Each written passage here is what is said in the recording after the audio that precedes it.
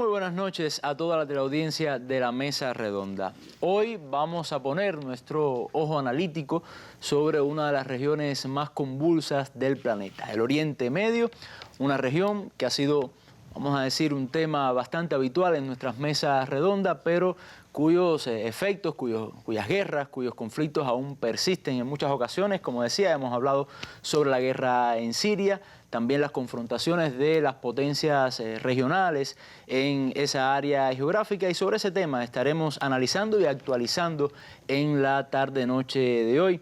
Para este análisis me acompaña la doctora María Elena Álvarez Acosta, profesora titular y analista de temas internacionales. Seguimos con las damas: Diana Valido, periodista del Sistema Informativo de la Televisión Cubana, y Leonel Nodal Álvarez, periodista y analista de temas internacionales, todos panelistas habituales en nuestro espacio. Ese es nuestro tema, por favor, quédese con nosotros.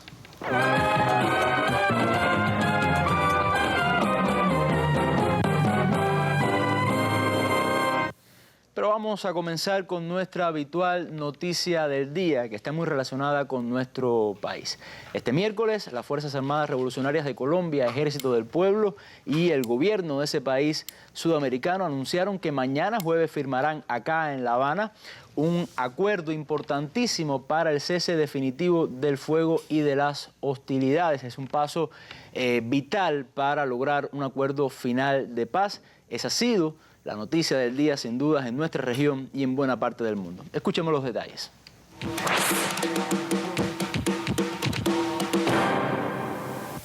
Este nuevo acuerdo se traduce en la terminación efectiva de la guerra, un alto definitivo del fuego y el desarme. Las delegaciones del Gobierno Nacional y de las FARC-EP informamos a la opinión pública que hemos llegado con éxito al acuerdo para el cese al fuego y de hostilidades bilateral y definitivo, la dejación de las armas, las garantías de seguridad y la lucha contra las organizaciones criminales responsables de homicidios y masacres o que atentan contra defensores de derechos humanos, movimientos sociales o movimientos políticos, incluyendo las organizaciones criminales que hayan sido denominadas como sucesoras del paramilitarismo y sus redes de apoyo, y la persecución de las conductas criminales que amenazan la implementación de los acuerdos y la construcción de la paz. La noticia ya recorría las redes sociales bajo la etiqueta "El último día de la guerra", y ahora se confirma oficialmente a través de un comunicado conjunto que informa los detalles de la ceremonia que transcurrirá este jueves al filo del mediodía, con la presencia del presidente cubano Raúl Castro y del canciller noruego Borge Brende,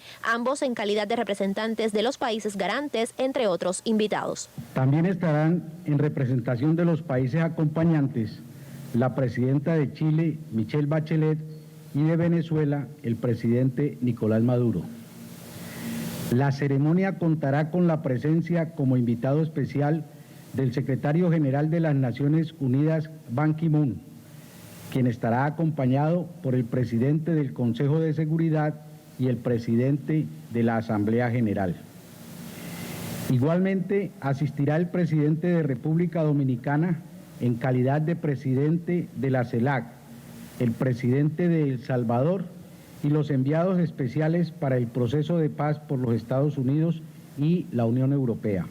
Se trata del tercer punto de la agenda de paz, pero el quinto tema en el que se logra consenso. Resta en lo adelante zanjar lo referido a la verificación, implementación y refrendación de los acuerdos. Anisley Torres, Sistema Informativo de la Televisión Cubana. Bueno, esa es nuestra noticia del día. Probablemente también, bueno, seguramente será nuestra noticia del día mañana jueves, cuando se firme por fin este importante acuerdo. Señalar algo que, bueno, estaba dentro del reportaje que habíamos visto: la cantidad de mandatarios latinoamericanos que vendrán a esta ceremonia. Se espera alrededor de 6, no solamente el presidente Juan Manuel Santos, sino también, como decía Anisley en su reportaje, la presidenta de Chile, el presidente de Venezuela, Nicolás Maduro, el presidente cubano, por supuesto, Raúl Castro, y también el secretario general de Naciones Unidas, Ban Ki-moon. Esa es nuestra noticia del día. Quien habla de paz, afortunadamente, que ha llegado a Colombia, también tiene que hablar de guerra, y guerra es la palabra que marca al Medio Oriente. Vamos ya a nuestro tema.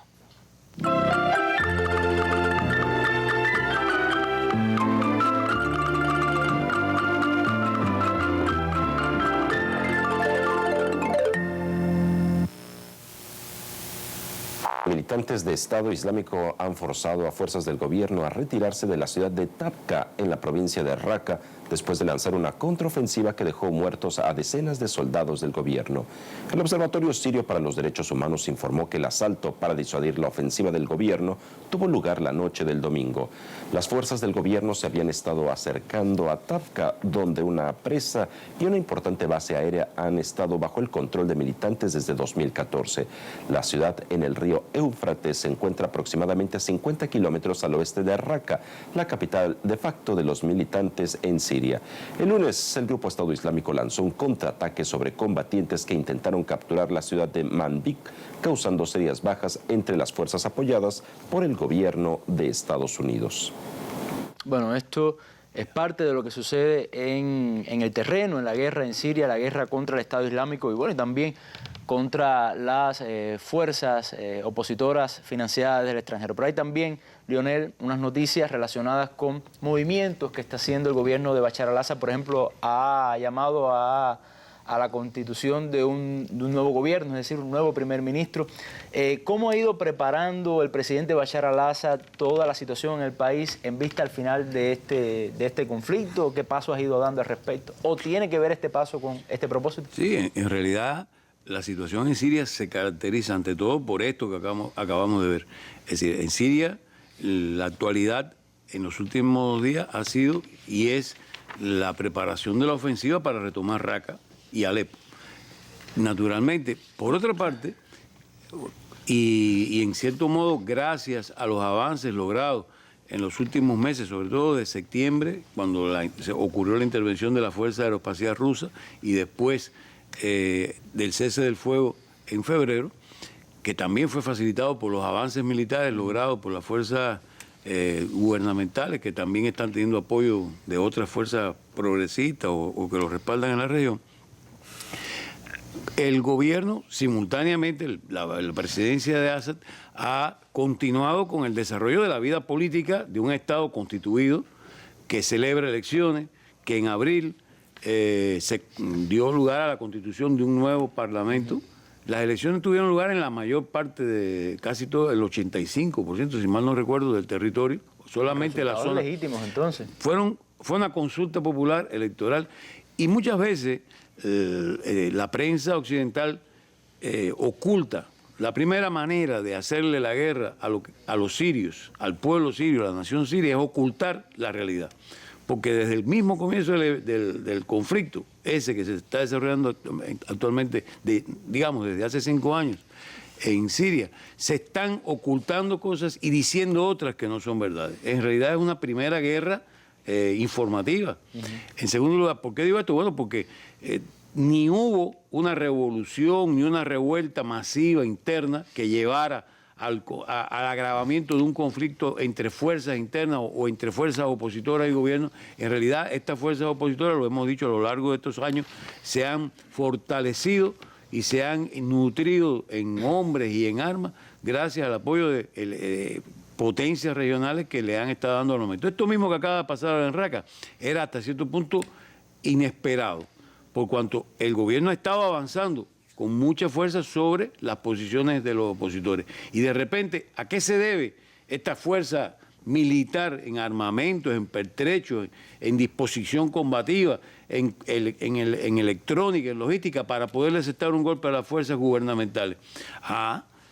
La ayuda cayó del cielo o cayó de los aviones que supuestamente los están combatiendo y periódicamente les dejan caer armamento con el supuesto pretexto de que son fuerzas democráticas que están allí combatiendo a un gobierno, son armados, pero no son terroristas. Esos no son los terroristas. Esa distinción entre quiénes son los terroristas dentro de Siria y quiénes son las fuerzas armadas que combaten al gobierno que quieren ilegitimizar o desautorizar de Bashar al-Assad, ese es el tema. Ahí está el conflicto. Bien, bueno, Assad acaba de hacer un acto más dentro del desarrollo de la política institucional del país. Hubo elecciones, se constituyó un parlamento y ahora toca el momento de crear o de convocar, otorgarle la responsabilidad a un ministro de que encabece el Consejo de Ministros. Eso es lo que ha pasado. Ahora, como en cualquier otro país del mundo. Sí. Ahora, Leonel, hay también un tema que me parece importante a la hora de analizar toda esta estrategia del presidente Bashar al-Assad para lograr, vamos a decir, mantener el apoyo y la estabilidad, por lo menos dentro de las fuerzas que apoyan su gobierno, y es la reunión con los clérigos, el acercamiento constante que ha habido. Hace poco hubo una reunión también importante con los principales clérigos, por supuesto religiosos de las del distintas país. comunidades. Exactamente. ¿Qué papel juega eso en el contexto de Siria? Bueno, es muy importante. En realidad el propio Assad lo ha señalado en más de una ocasión.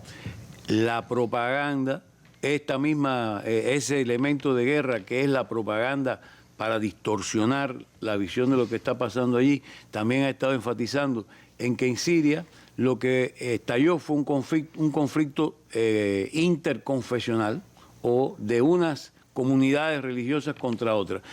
La presidencia en Siria la ocupan una comunidad básicamente, o se ha dicho tradicionalmente que es apoyada y que está concentrada en la comunidad alawita, que apenas representa el 12% de la población, mientras que la comunidad musulmana mayoritaria, la sunita, viene representando un 60% de la población. Pero hay otro 30% que son pequeñas minorías cristianas, chiitas, de distintas denominaciones católicas, etcétera.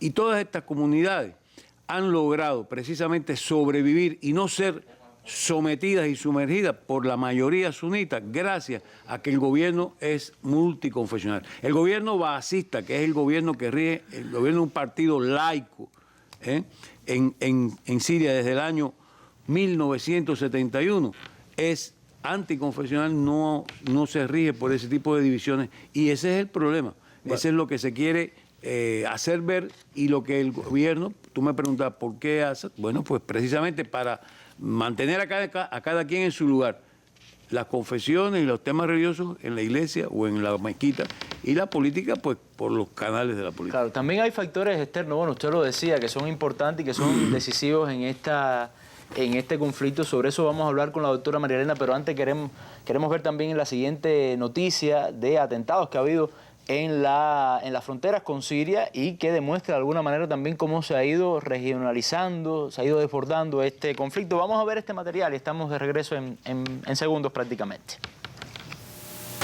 En Jordania, en la frontera con Siria, un atentado con coche bomba contra un puesto del ejército ha matado a 6 agentes.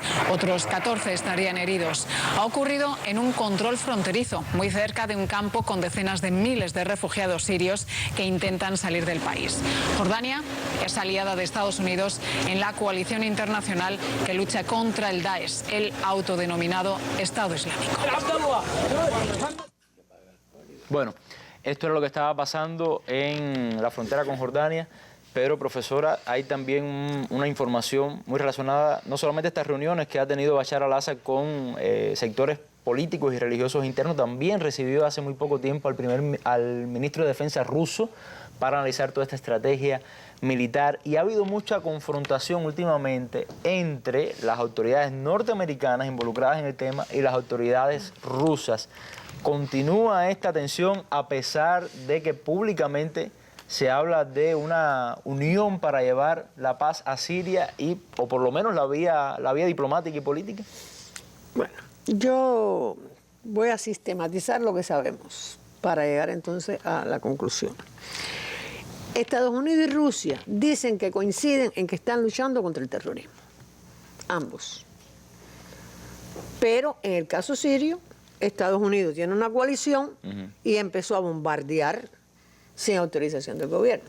Y Rusia, mucho antes, o sea, llegó desde agosto del 2014, y Rusia se incorpora a luchar contra el terrorismo en septiembre del año pasado, pero con la autorización y la alianza del gobierno. Entonces, están luchando contra el mismo objetivo según lo que se plantea, pero a la vez en el terreno están apoyando a contrarios, porque Estados Unidos dice que combate al terrorismo, pero llevaba más de un año y no pasaba nada. Rusia llegó y se avanzó, pero como decía él, habría que ver en el ajedrez sirio, en el combate, realmente qué hace cada uno. Pero lo que quiero aquí significar es la legitimidad de cómo se hace. Estados Unidos ignora un Estado, la soberanía de un Estado, y lucha contra el terrorismo y no resuelve el problema.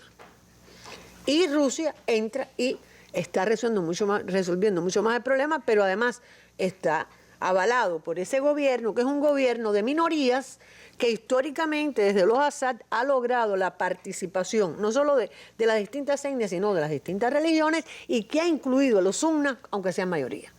Por eso es una de las razones que el gobierno ha podido soportar realmente tanto tiempo en el poder. Lo otro es que tanto Rusia como Estados Unidos plantean la solución pacífica.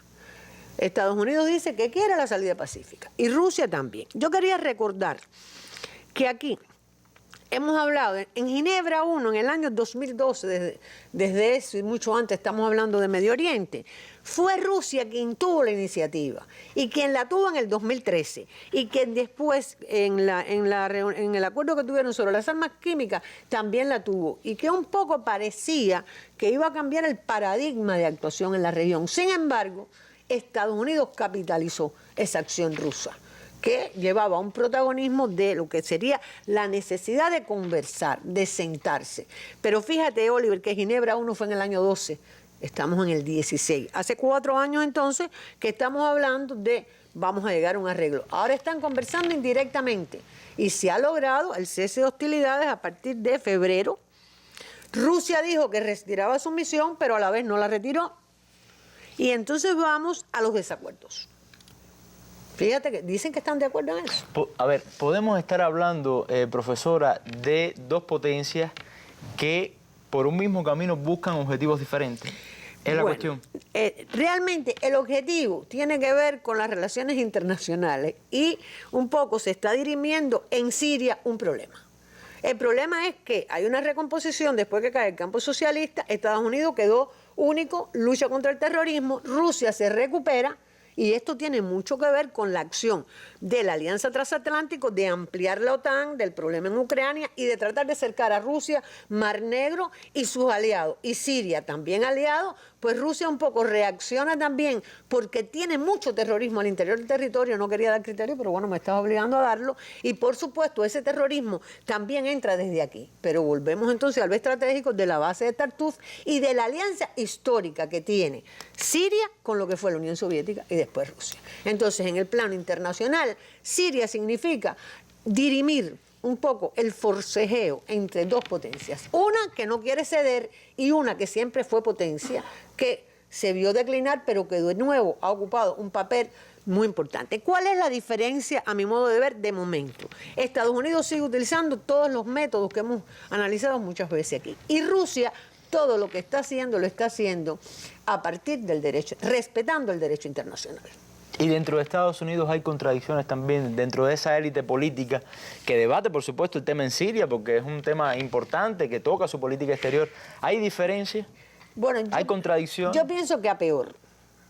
Porque un amigo mío, lo tengo por acá, me hablaba hoy, yo lo llamé porque no tuve mucho tiempo de buscar algunas cosas, y él me decía que dentro del Departamento de Estado 51 funcionarios neoconservadores y también halcones liberales hicieron una nota, firmaron, se la mandaron a Kerry porque querían la intervención directa en Siria para resolver el problema.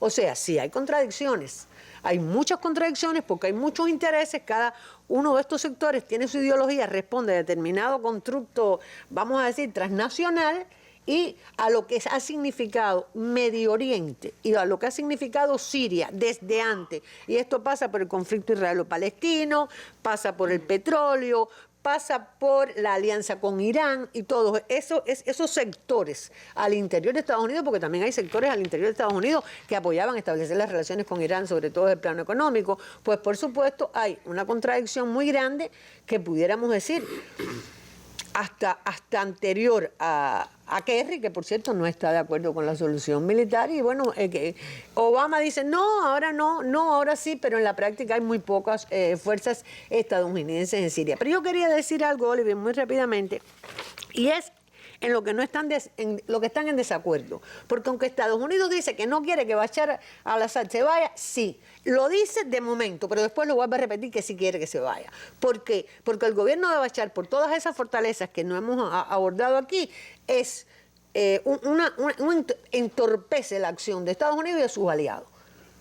Y por supuesto hay que quitarlo, y la oportunidad fue la denominada primavera árabe y no lo lograron. Entonces, no están de acuerdo en quién es terrorista. Porque, por ejemplo, Rusia, en el marco de Naciones Unidas, ha demostrado determinados organismos que sí tienen un carácter terrorista y Estados Unidos dice que no son terroristas. Y, por supuesto, como decía usted, no se ha llegado a una coalición única. Y entonces los medios masivos de comunicación ponen a Rusia acabando con la población civil, el bombardeo. O sea, realmente lo que hay es en Siria un ajedrez terrible donde no se sabe lo que va a pasar. Y en un mismo espacio, como se decía en lo que pasaron ahora mismo, tú te encuentras a los kurdos con Estados Unidos, a los rusos con los kurdos y con el ejército. A Estados Unidos, que por cierto, este amigo mío me decía, fíjate que ni la CIA y el Pentágono a veces no apoyan a los mismos. O sea, estamos ante un dilema para los sirios, que son los que están sufriendo, y en este caso, entre estas potencias que quieren mantener una postura, un liderazgo, etcétera, indudablemente Rusia, aunque piensa como potencia, sí ha cumplido todo lo que establece el derecho internacional. Y en el caso de Irak, que está al lado, importante también quizás dedicarle un breve tiempo. ¿Es Estados Unidos quien va liderando ahí la... Está avanzando, después me voy a referir a los kurdos, están avanzando, hay toda una serie de zonas liberadas, pero también es posible que en determinado momento pase lo que está sucediendo en Siria, pero ¿qué dicen los analistas? Que es muy complicado lo que está sucediendo en Irak por dos aspectos. ¿Por qué?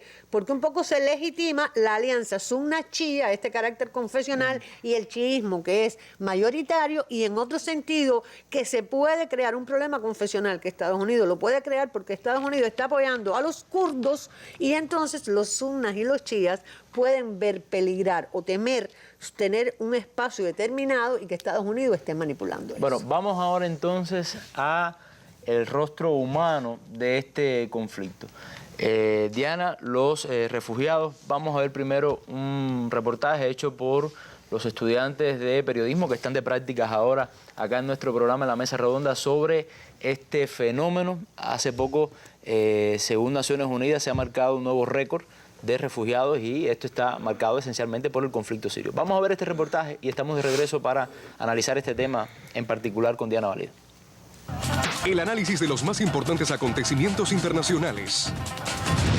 La valoración de temas de actualidad nacional acompañadas del criterio y las preguntas de la población. El acercamiento a hechos históricos, económicos, científicos, deportivos y culturales. Mesa Redonda. Más allá de la noticia.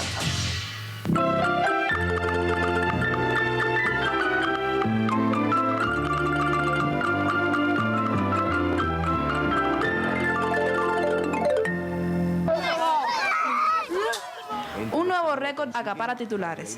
Según la Agencia de Naciones Unidas para los Refugiados, 65,3 millones de personas han sido desplazadas por la guerra y el terrorismo. Vivimos en un campo cerca de Damasco, pero los rebeldes nos obligaron a salir de nuestra casa. Tomaron el pueblo y lo robaron todo. 2 de mis hijos fueron secuestrados cuando atacaron nuestro poblado. A uno de ellos lo decapitaron. El menor logró escapar después de un mes. Testimonios de las víctimas de este conflicto son divulgados a diario por los medios de prensa internacionales, aunque generalmente soslayan referirse a los verdaderos responsables de la crisis humanitaria que generan los desplazamientos. Occidente se lamenta de los refugiados a la vez que apoya a los terroristas desde el comienzo de la crisis. Originalmente, Occidente denominó los acontecimientos sirios protestas pacíficas, después actuaciones de la oposición moderada y ahora habla de la existencia del terrorismo en nombre del Estado Islámico y el Frente al-Nusra. Pero por culpa del gobierno sirio, del régimen sirio y del presidente sirio. Por lo tanto, mientras continúe esta línea de propaganda, no tendrán más remedio que aceptar más refugiados. Desde 2011, fecha en que comenzó el conflicto en Siria, el número de las personas que abandonan el país se ha incrementado aceleradamente. Quiero ir a Alemania, pero me dicen que no hay autobús ahora y que tenemos que esperar aquí. No sé por qué y no sé qué esperamos aquí. Esta es mi familia y no sé qué hacer.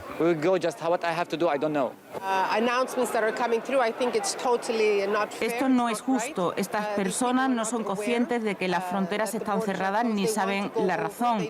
Yo tampoco. Escuché que están parando a los afganos, por lo que se supone que sirios e iraquíes pueden pasar.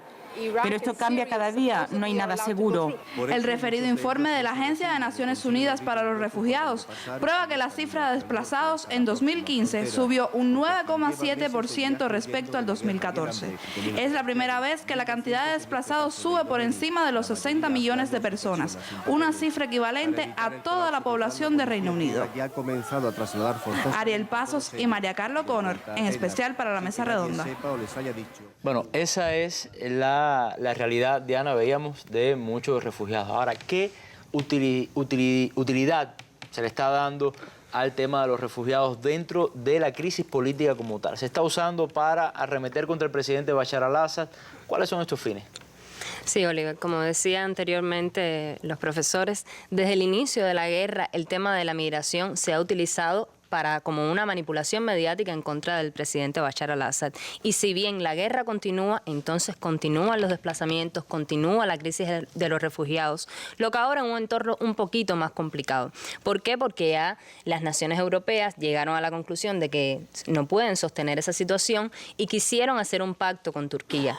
Este pacto con Turquía consiste en que van a devolver un gran % de migrantes a los campos de refugiados de Turquía a cambio de varias cosas, a cambio de que la Unión Europea le dé un paquete de ayuda financiera, a cambio de que la Unión Europea considere insertar a Turquía dentro del bloque regional, algo dentro de lo cual todavía se discute y varios países están en contra. Entonces esa es la solución aparentemente funcional que han encontrado para ver el tema de los refugiados, pero la crisis continúa. Los muertos en el mar continúan. Todo eso se sigue viendo de la misma manera y muchos de esos migrantes, como decían en el reportaje, están empezando la travesía sin saber que las fronteras están cerradas. Y cuando llegan a ese territorio de nadie es donde empieza a verse con una cara mucho más triste la crisis humanitaria que hay. De hecho, la mayoría de los migrantes, aunque continúan desde Afganistán, desde los países africanos, la mayoría continúan siendo sirios. Pero no son sirios que están en contra del gobierno y por eso se van. Son sirios que se quedaron sin casa.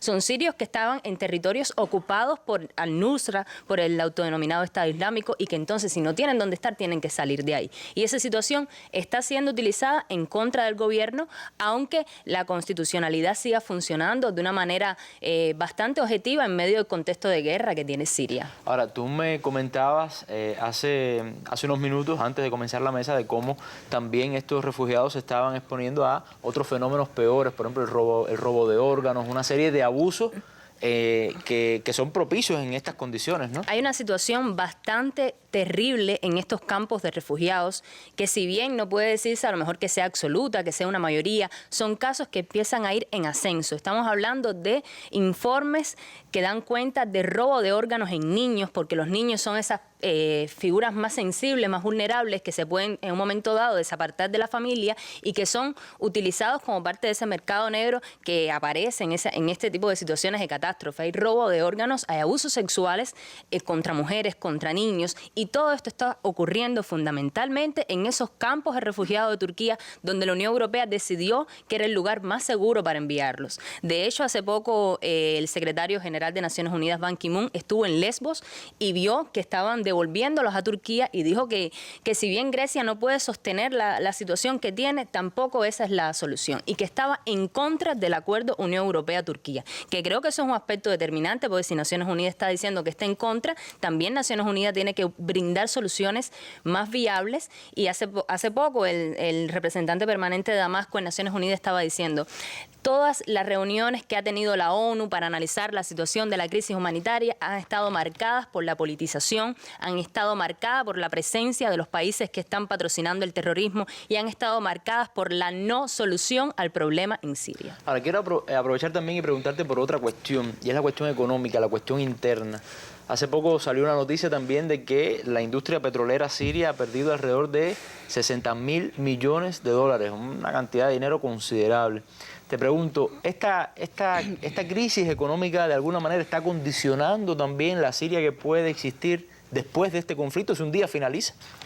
Yo espero que finalice, pero bueno, sí, cuando finalice el conflicto, Siria va a estar devastada, ya está en un gran % de su infraestructura devastada por completo. El petróleo es una de las bases económicas fundamentales, como mismo lo es el turismo, como mismo lo es la agricultura, pero si este gran % de migrantes está desplazándose fuera del país, es una fuerza de trabajo que está yéndose fuera, es un impacto en la economía.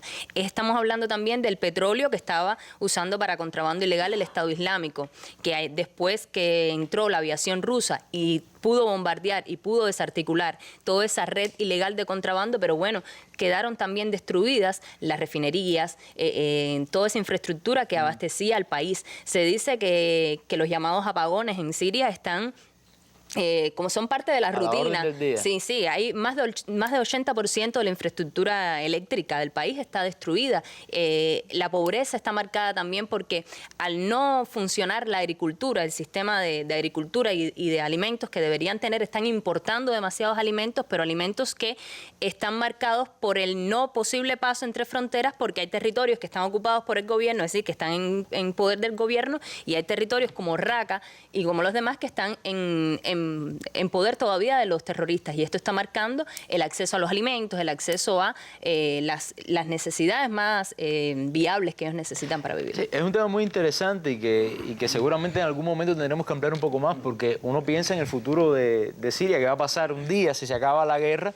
Esto, la cantidad de mano de obra que se ha ido y la cantidad de créditos que va a tener que pedir ese país, y la endeudarse. Y la deuda que van a tener muchos países también. Exactamente, pero hablabas de Turquía y sobre eso quería preguntarle, profesora, porque Turquía ha sido un actor clave en este conflicto, y muchos analistas piensan que Turquía está sufriendo como un efecto boomerang las posiciones que ha tenido con respecto al Estado Islámico y con respecto a Siria también, con el tema de los refugiados, con el tema de las críticas de los propios aliados. ¿Cómo ve usted este fenómeno? Bueno, Turquía tiene 3 niveles. Con la Unión Europea, que en la práctica ha tratado de lograr a través del refugiado, de la ayuda económica y la entrada a la Unión Europea, pero la Unión Europea le sigue diciendo que no, que si la ley antiterrorista, que si tiene que cumplir toda una serie de cosas que Turquía no cumple.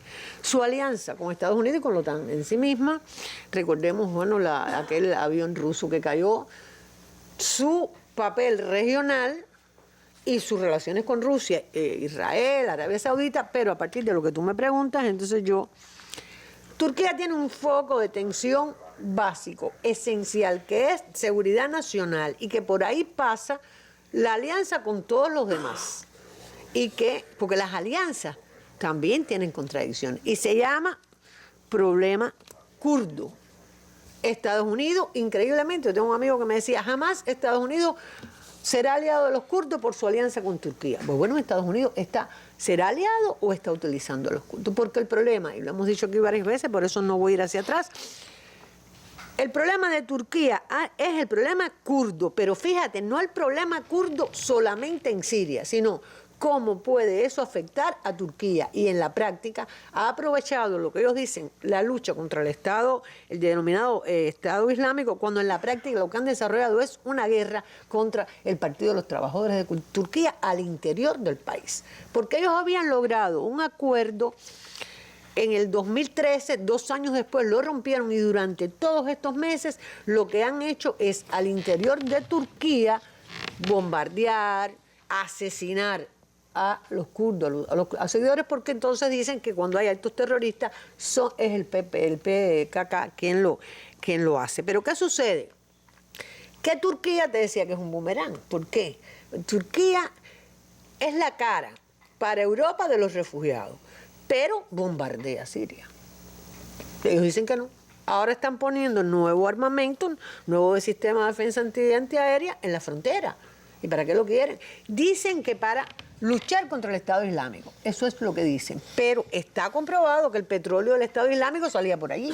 Y está comprobado que miembros del Estado Islámico entraban a Turquía, igual que a Israel, a los hospitales. Entonces, ¿hasta qué punto la inestabilidad en la frontera Con respecto a Siria, yo estoy hablando con respecto a Siria, no, la situación de los refugiados, que además no los está dejando entrar, cierra la frontera con Siria y no los deja entrar. No, ellos aceptan ya los refugiados cuando se los mandan desde Europa. Desde Europa. El paso directo entre la frontera siria-turca. Bueno, desde Europa también los pueden asesinar, porque ahí hay de todo. Ahí no se sabe la realidad más triste realmente lo en que Europa. está pasando realmente, porque los refugiados son personas que son muy vulnerables a cualquier acción, porque son personas que no tienen nada. Yo no sé si usted recuerda un video que pusimos acá de un refugiado sirio, turco, o sea, de la etnia, o sea, kurdo, quiero decir, que decía, no puedo regresar a Turquía porque yo soy kurdo y lo que me espera ahí en Turquía es terrible si llego. Entonces, indudablemente es un problema de seguridad nacional para Turquía. Turquía tiene que seguir actuando porque lo tiene en la frontera. Y va a aprovechar en todo momento cualquier alianza para eliminar la posibilidad de que se establezca un Estado kurdo más allá de su frontera o al interior de Turquía, porque ahí hay una alianza muy importante con el papel que están teniendo los kurdos. Recuerda Kobani, que lo analizamos aquí, que no dejó que los kurdos de Turquía cruzaran la frontera. Los de Irak sí, pero los de Turquía no. Porque en medio de todo esto yo quería mencionar, leía hoy una politóloga, creo que es rusa, que ella habla del caos controlado que hay en Siria. Caos controlado. La agenda turca pasa por los kurdos, pero la alianza de Turquía, que si me da tiempo después la veremos, esos aliados que ahora dicen están en contra, tienen eso en cuenta, pero están manipulando determinados aspectos. Es un caos. Pero ¿y por qué esa autora decía, bueno, y no tratan de asesinar a Bashar al-Assad y dicen que no quiere estar? Es un caos donde Turquía también se está desgastando, porque Turquía, no recuerdo hace cuántos años, mandó la flotilla contra Israel, ¿lo recuerdas? Y si Turquía se desgasta, ¿a quién beneficia? En la región, a Israel. Fíjate. Entonces, indudablemente Turquía al interior está tomando toda una serie de medidas que la pueden alejar de lo que la Unión Europea le exige. Y cada vez tiene una situación de más inestabilidad en la frontera. En la medida en que agreda más, va a tener mayores problemas con los kurdos y con el gobierno sirio y la alianza con Rusia, porque además no quiere perder sus relaciones con Rusia, pero tumbó un avión. Por eso te digo que Turquía tiene una situación muy complicada, más allá de su agenda, de su propia agenda nacional, de seguridad nacional de los kurdos, porque quiere entrar a la Unión Europea, pertenece a la OTAN y es aliada de Estados Unidos. Y como ves, este caos controlado en cualquier momento, nadie lo controla. Estados Unidos, un tema vital, Diana, o un factor vital en este conflicto. Un país que está en medio de un proceso electoral. Y yo creo que es muy importante, si nos vamos a proyectar a futuro, ver también qué está pasando con el tema Siria y quizás para abrir un poco más el diapasón con el Oriente Medio en las elecciones de Estados Unidos. Los principales candidatos, ya sabemos que el presidente debe estar entre Donald Trump o Hillary Clinton. ¿Qué han dicho con respecto al tú sabes que siempre en el tema de las campañas electorales todo vale. Hablar en materia de los planes que van a hacer en política exterior, cuando la política exterior es uno como de los talones de Aquiles de Estados Unidos, entonces cada uno tiene su carta, su proyecto de país, lo que piensa hacer. En el caso de Donald Trump, que siempre ha sido una figura para los políticos y para los periodistas, no es posible para nosotros ponerlo en un marco específico porque rompe con todos los esquemas. Lo mismo crea un caos en un acto de campaña que hace un chiste. Pero bueno, en el caso de Donald Trump dijo en 2015 respecto a Siria, hay que poner las botas en el terreno. Tenemos que poner las botas en el terreno y tenemos que tomar todo el petróleo que ellos tienen. Lo cual te da la medida que ellos tienen una voluntad pues, por parte... Eso no significa que sea la voluntad de los republicanos. Esa es la postura de Donald Trump, que puede ganar voluntarios o ganar detractores. Donald Trump dice que hay que poner las botas en el terreno, que hay que tomar el petróleo. Te queda claro que están muy a favor de la intervención.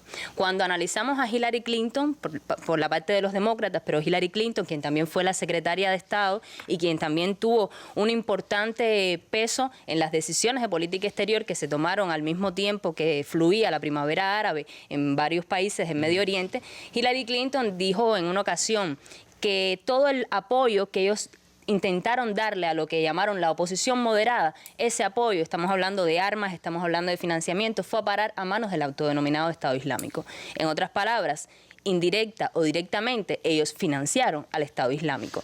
Y también Hillary Clinton está a favor de acabar con el terrorismo, a favor de acabar con el conflicto en Siria, pero lo ha dejado claro en algunos momentos que para acabar con el conflicto en Siria, Estados Unidos tiene que tomar partes en el asunto. Y esas partes en el asunto pueden ser la intervención también. Ella está muy comprometida con la estrategia de Smart Power, de política de poder inteligente, aunque algunos dicen, como decía Liz Rodríguez, el embajador de Venezuela el otro día aquí, no se puede decir poder inteligente, hay que decir poder cínico, ¿no? Incluso ella ha revelado que ellos promovieron y financiaron esos grupos que armaron las revueltas en el 2011, que fue el inicio de esta articulación de la guerra en Siria, que eso comenzó como un financiamiento a grupos en contra del gobierno. Y ellos han revelado, es decir, ella en ese momento como secretaria de Estado reveló que apoyaron que eso sucediera en Siria. Entonces hay dos opciones. Una, la continuidad de lo que hemos visto hasta ahora, la postura de Estados Unidos, y la opción de Donald Trump es peor. No, la opción de Donald Trump es muy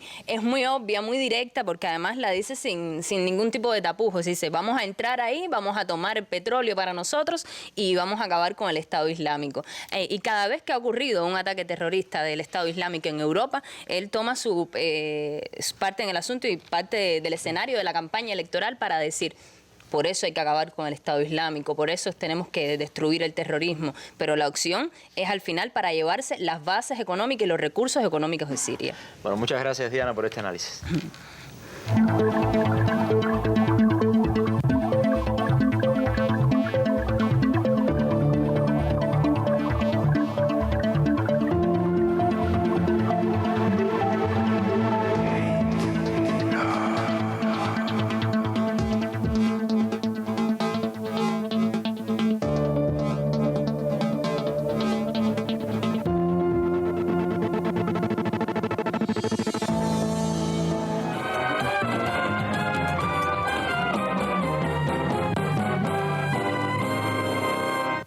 Bueno, Leonel, yo recuerdo que hace algún tiempo ya atrás, estamos hablando de meses, no de años, ¿no?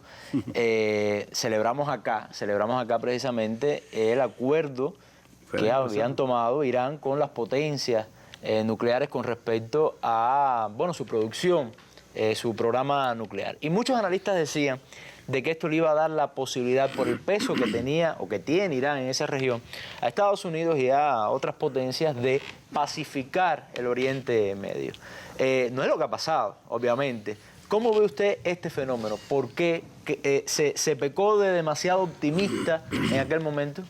Bueno, yo no creo que el objetivo de Estados Unidos a la hora de firmar el convenio con Irán era para nada pacificar la región.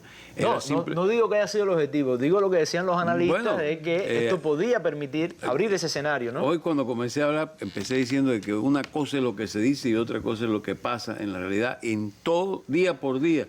La prensa, los periódicos, la televisión, todos los medios informativos que están queriendo decirnos, este es el mundo en el que usted está viviendo, nos están dibujando un mundo que no es el real, que es una fantasía. Lo que pasa es que es muy difícil de desconstruir o de desarmar eso y de minuto a minuto estar diciendo, no es así, es de este modo, no es así, es de este modo. Pero en realidad habría que decirlo. En Estados Unidos creó el conflicto azuzado verdaderamente con bastante motor, con bastante inyección de voluntad por parte de Israel, el fantasma del peligro nuclear iraní en el momento en que Irán decide optar por la producción de energía nuclear, dominar el proceso de la producción de energía nuclear con fines pacíficos. Y se genera ese fantasma con el propósito de ver cómo se encuentra un modo de destruir o de dominar a la revolución islámica en Irán. Cómo se logra sacar a Irán del camino que viene siguiendo desde el año 1979. Había que buscar un pretexto. Y por un momento parecía que el pretexto del peligro nuclear le daría a Israel la oportunidad de lanzar una primera piedra que después Estados Unidos no tendría otro remedio que seguir sosteniendo. Esa era la estrategia, o al menos eso era lo que se dibujaba. Sin embargo, todas las personas inteligentes y sensatas del mundo, analistas, estrategas, politólogos y militares, dijeron una y otra vez que Irán no estaba en condiciones de producir una bomba atómica ni le convenía para nada ese camino y que todo eso era una invención de los medios militares del Pentágono, de Israel, la CIA, etcétera, etcétera. Que lo importante más bien sería tratar de utilizar con Irán otros medios.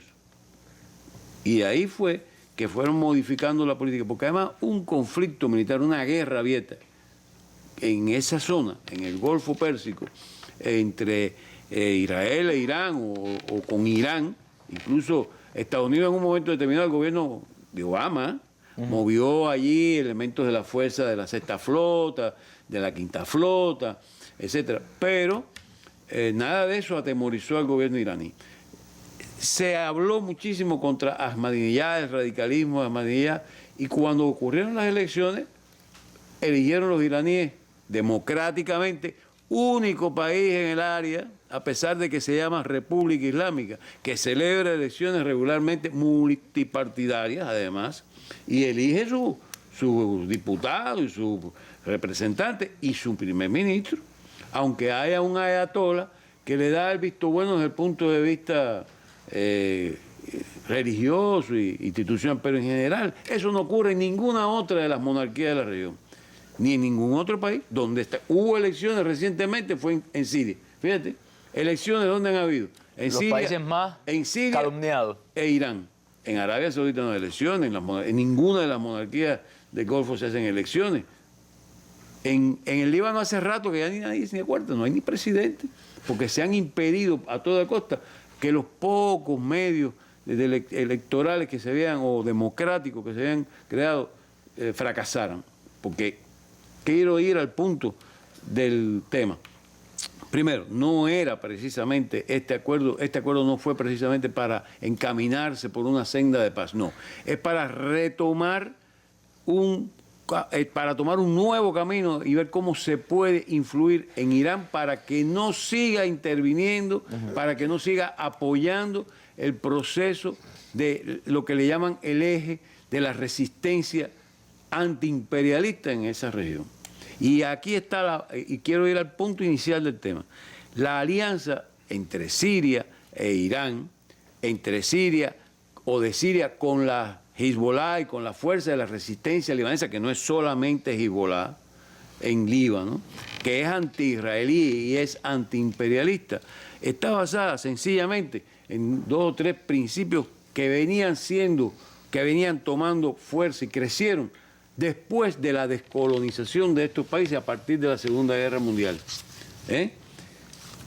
La descolonización y la Segunda Guerra Mundial, los estados imperiales, Estados Unidos, Gran Bretaña y Francia, hicieron un mapa y creyeron que con ese mapa iban a tener el control. Sin embargo, empezaron a florecer las frutas del nacionalismo, el nacionalismo árabe en Egipto, el naserismo, el nacionalismo sirio basista o iraquí basista.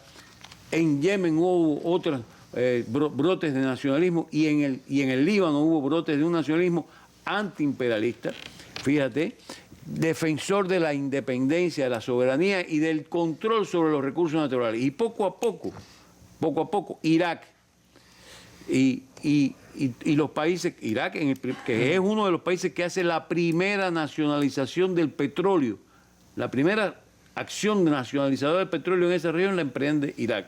Y luego todo el mundo, hasta los sauditas, deciden tomar el control del petróleo, porque era controlado por una empresa americana, la famosa Aramco. Y entonces caen en cuenta los americanos de que hay que retomar el control. ¿Qué fue lo que le dio el punto, lo que destruyó, lo que acabó de darle el golpe final? La revolución islámica en el 79, la destrucción del poder del Shah, una revolución popular saque del poder al gendarme regional que era el Shah de Irán, es lo que hace. Y entonces, tan pronto cae el Shah en Irán, en Siria hay un nuevo aliado. Siria encuentra un nuevo aliado en Irán. Lo encuentra la resistencia palestina, incluso lo encuentran los movimientos progresistas en el Líbano. Y eso es lo que ha pretendido Estados Unidos y las fuerzas de la OTAN con esta nueva intento de reconciliación, dividiendo y promoviendo los conflictos supuestamente confesionales. Ahí estamos. Y las guerras durarán, pueden durar 50 o 60 años, como está durando el conflicto israelo-palestino. 60 años lleva ya andando. Y la guerra en el Líbano, ¿cuánto lleva? Desde el 70 para acá. Ahora, hay un tema que se ha ido desprendiendo, doctora. Usted siempre me ha acusado a mí, de que yo le doy muy poco tiempo para el final y que le hago en el final las preguntas más difíciles. Pero bueno, así quizás queda una puerta abierta para otra mesa redonda. Ahora, vemos cómo hay o van emergiendo ciertas contradicciones entre potencias regionales en esa región con su principal aliado, Estados Unidos. O sea, se ve entre Arabia Saudita y Estados Unidos, entre Turquía y Estados Unidos, entre Israel y Estados Unidos. ¿Cómo usted ve esto? ¿Cómo analiza esto? ¿Cree que el panorama político en el Medio Oriente está marcado por esas contradicciones entre potencias regionales y potencia global, Estados Unidos, dígase? No. Las alianzas tienen sus contradicciones. Cuando tú juegas ajedrez, yo soy malísima jugando ajedrez, tú a veces tienes que entregar una pieza para al final ganar. Lo que indudablemente se está dando una reconfiguración que creo que pasa por 3 elementos básicos. El conflicto histórico israelo-palestino, que no me voy a referir a él, pero lo voy a remarcar. El acuerdo con Irán, que trajo mucha contradicción con la relación Arabia Saudita-Israel con Estados Unidos, no así el caso de Turquía, que tenía relaciones con Irán, y la guerra en Siria. Porque la guerra en Siria entonces entra Turquía como actor protagónico y Arabia Saudita con una posición contraria a la de Estados Unidos también. ¿Por qué? Porque estamos hablando del denominado o calificado arco chía. Y entonces un poco esta contradicción histórica entre Arabia Saudita e Irán se va a reafirmar. Y esto viene desde antes. Hay algunos autores que dicen que desde la guerra en el 2003 contra Saddam Hussein y el ascenso de la Shia en Irak, pues entonces lo que hizo fue fortalecerse a Irán. Entonces fíjate que hay un desencuentro importante. Ahora, ¿qué es lo más que tú dices? Bueno, hay contradicciones, sí, pero por ejemplo, en la guerra contra Yemen, Arabia Saudita es el protagonista, pero Estados Unidos también está garantizando sus intereses y ha apoyado esa guerra. En toda esta contradicción con Turquía, ellos también llegan a un arreglo por debajo. Y tú, porque en política lo más importante a veces no se ve.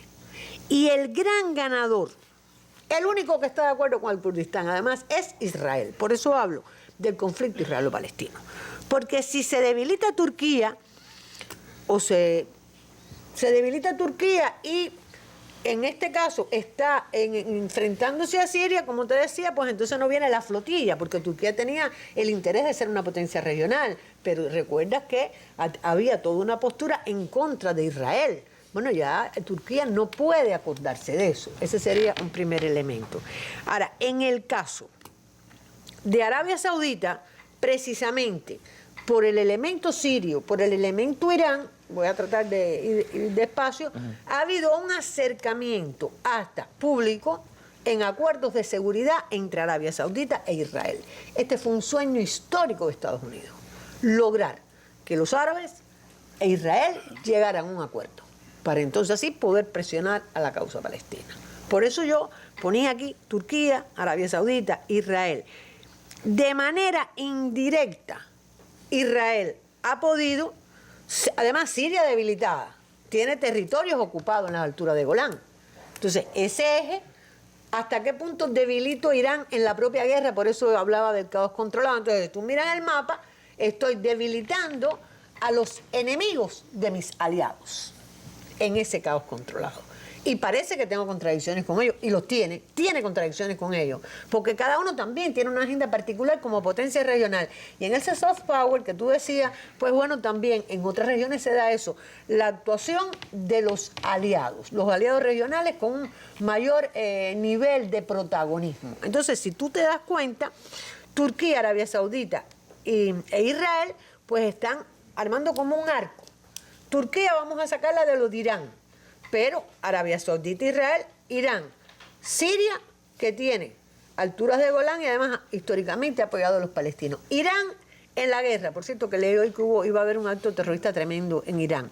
¿Hasta qué punto debilitó Irán, que es enemigo tanto de Israel como de Arabia Saudita? Aunque yo firmé un acuerdo con él, pero ojo, ese acuerdo tiene sanciones de la Unión Europea, sanciones de Estados Unidos y sanciones de la Organización de Naciones Unidas, y Estados Unidos todavía no ha abierto.